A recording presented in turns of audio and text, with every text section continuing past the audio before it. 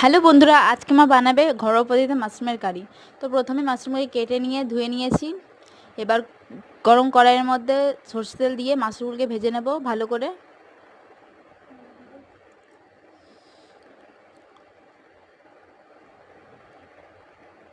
এবার হালকা ভাজা হয়ে গেলে হলুদ দিয়ে দেবো,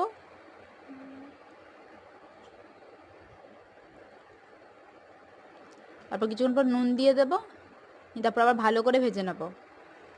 ভাজা হয়ে গেলে ওই তেলের মধ্যে গরম মশলা ফোড়ন এবং তেজপাতা ফোড়ন দিয়ে পেঁয়াজ দিয়ে দেবো।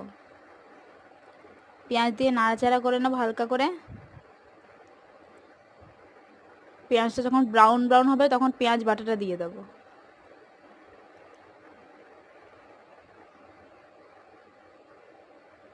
তারপরে দিয়ে রসুন বাটা,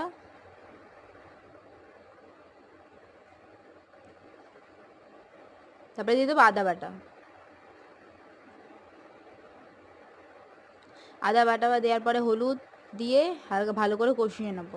তারপরে জিরে গুঁড়ো দিয়ে টমেটো দিয়ে কাঁচা লঙ্কা দিয়ে নেড়ে নেব ভালো করে। তার মধ্যে একটুখানি জল দিয়ে লঙ্কা গুঁড়ো দিয়ে ভালো করে কষিয়ে নেব।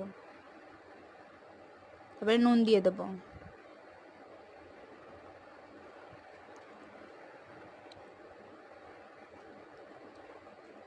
তারপরে কিছুক্ষণ কষিয়ে নেওয়ার পর তেল ছেড়ে গেলে তারপরে দিয়ে দেবো ভেজে রাখা মাশরুমগুলো।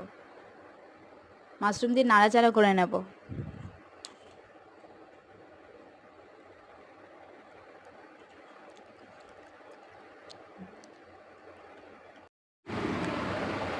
নাড়াচাড়া হলে পরিমাণ মতো জল দিয়ে দেবো।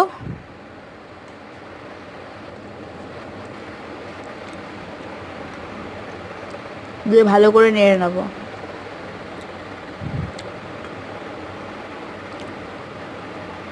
তারপরে কিছুক্ষণ ফুটে গেলে ভালো করে তারপরে নামিয়ে নেবো একটা পাত্রের মধ্যে।